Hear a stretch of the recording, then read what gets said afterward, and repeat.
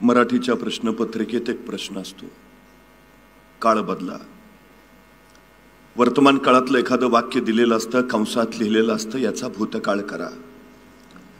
भूतकाळातलं एखादं वाक्य दिलेलं असतं, कंसात लिहिलेलं असतं, याचा भविष्यकाळ करा। मराठीच्या प्रश्नपत्रिकेतला काळ उत्तर पत्रिकेत बदलता येतो, पण वास्तविक जगण्यातला काळ ना पुढे नेता येतो ना मागे आणता येतो, तो फक्त आयुष्यात एकदाच अनुभवता येतो।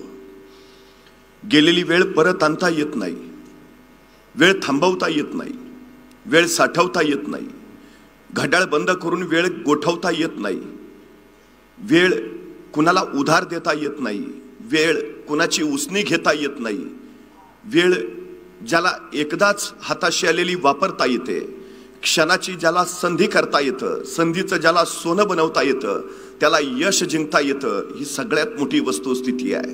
खरं तर 5 वर्षाचं महत्त्व जर तुम्हाला माहिती करून घ्यायचं असेल तर निवडणुकीत पराभूत झालेल्या एखाद्या उमेदवाराला विचारा 5 वर्ष किती महत्त्वाची, तो सांगेल तुम्हाला 5 वर्षाचं महत्त्व। एका वर्षाचं महत्त्व जर तुम्हाला माहिती करून घ्यायचं असेल तर नोकरीनं मिळालेल्या एखाद्या बेरोजगार युवकाला विचारा 1 वर्ष किती महत्त्वाचं, तो महिन्याच्या पगाराचा आकडा सांगेल, वर्षाचा हिशोब मांडेल आणि सांगेल माझं वर्षाचं एवढं नुकसान झालं, त्यामुळे कळेल आम्हाला 1 वर्ष किती महत्त्वाचं। एका महिन्याचं महत्त्व जर तुम्हाला माहिती करून घ्यायचं असेल तर मातृत्वाच्या वाटेवर असणाऱ्या एखाद्या स्त्रीला विचारा 9 महिन्यातला 1 महिना सुद्धा किती महत्त्वाचा, मग कळेल आम्हाला एका महिन्याचं महत्त्व। एका आठवड्याचं महत्त्व जर तुम्हाला माहिती करून घ्यायचं असेल तर एखाद्या साप्ताहिकाच्या संपादकाला विचारा 1 आठवडा किती महत्त्वाचा, तो सांगेल तुम्हाला एका आठवड्याचं महत्त्व।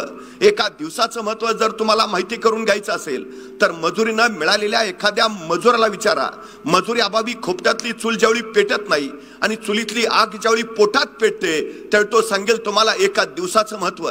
एका तासाचं महत्त्व जर तुम्हाला माहिती करून घ्यायचं असेल तर जगजत्या अलेक्झांडरला जाऊन विचारा, जगाचा बादशाह होता, जगाचा सम्राट होता, पण मृत्यू शय्येवर पडला होता आणि आपल्या वैद्याकडे केविलवाणी प्रार्थना करत होता की फक्त एक तास मला जगवा। त्या जगजत्या अलेक्झांडरला जाऊन विचारा 1 तास किती महत्त्वाचा।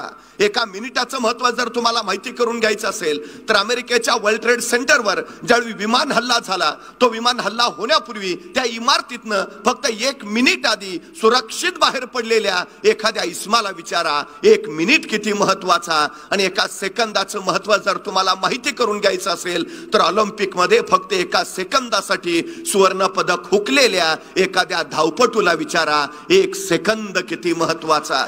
अरे मग सेकंदा, मिनिटा, तासा, दिवसाचं मोल जर एवढं असेल तर आमच्या वाट्याला आलेल्या आयुष्याचं मोल आणि महत्त्व किती असेल हे आम्हाला लक्षात घेता आलं पाहिजे। ज्याला स्वतःच्या आयुष्याचं मोल कळालं त्याला त्याच्या भविष्याचं महत्त्व उमगलं, ही सगळ्यात मोठी वस्तुस्थिती आहे। तुमचा हा